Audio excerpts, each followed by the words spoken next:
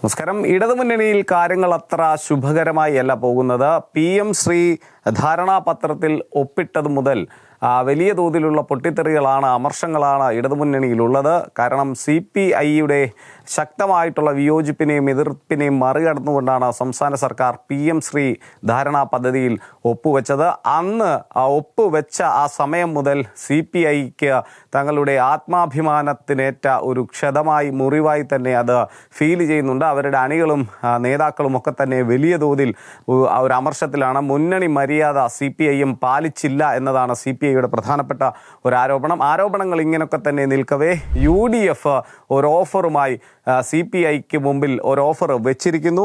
സ്വാഭാവികമായും CPIയെ UDFിലേക്ക് സ്വാഗതം ചെയ്തിരിക്കുകയാണ് UDF കൺവീനർ കൂടിയായിട്ടുള്ള MP അടൂർ പ്രകാശ്. CPI ഉൾപ്പെടെയുള്ള രാഷ്ട്രീയ പാർട്ടികൾ UDFിലേക്ക് വരണമെന്നും സംസ്ഥാന സെക്രട്ടറി, CPIയുടെ സംസ്ഥാന സെക്രട്ടറി ബിനോയ് വിശ്വം തയ്യാറാണെങ്കിൽ അദ്ദേഹവുമായി കൂടിക്കാഴ്ചയ്ക്ക് തയ്യാറാണെന്നും അടൂർ പ്രകാശ് പറഞ്ഞിരിക്കുന്നു. CPI ഉൾപ്പെടെയുള്ള രാഷ്ട്രീയ പാർട്ടികൾ UDFിലേക്ക് വരണം. UDF കൺവീനർ ആയ നാൾ മുതൽ താൻ ഈ അഭിപ്രായം തുറന്നു പറഞ്ഞിട്ടുണ്ട്. പഴയ കാര്യങ്ങൾ കൂടി ചിന്തിച്ചുകൊണ്ടായിരിക്കണം വരേണ്ടത്. അച്യുത മേനോന് മുഖ്യമന്ത്രിയാകാൻ അവസരം ഒരുക്കിയത് UDF സംവിധാനത്തിലൂടെയാണ് എന്ന് CPI ഓർക്കണം.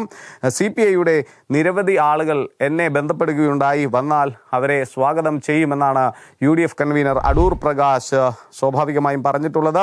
അതേപോലെ തന്നെ ഇപ്പോൾ നമ്മൾ മനസ്സിലാക്കേണ്ട പ്രധാനപ്പെട്ട ഒരു കാര്യം ഉണ്ട്. അതായത് സർക്കാരിനെ നിശിതമായി വിമർശിച്ചുകൊണ്ട് CPIയേക്കാൾ വലുതാണ് CPMന് BJP എന്ന ഒരു അഭിപ്രായ പ്രകടനം സ്വാഭാവികമായും പ്രതിപക്ഷ നേതാവ് VD സതീശനും മുന്നോട്ട് വെച്ചിട്ടുണ്ട്.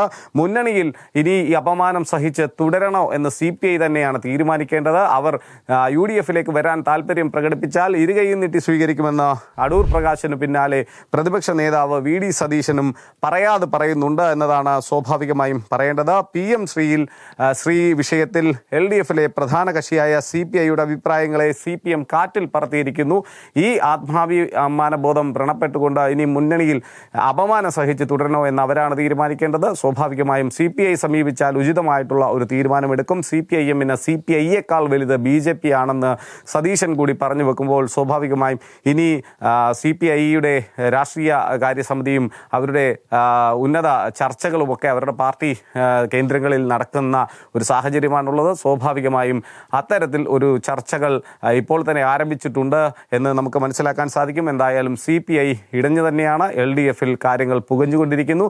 സ്വാഭാവികമായും ഇനിയുള്ള ഡെവലപ്മെൻറ്റ്സ് ആണ് കേരള രാഷ്ട്രീയത്തിലെ ഗതികൾ നിർണ്ണയിക്കാൻ പോകുന്നതെന്ന കാര്യത്തിൽ യാതൊരു തർക്കവുമില്ല.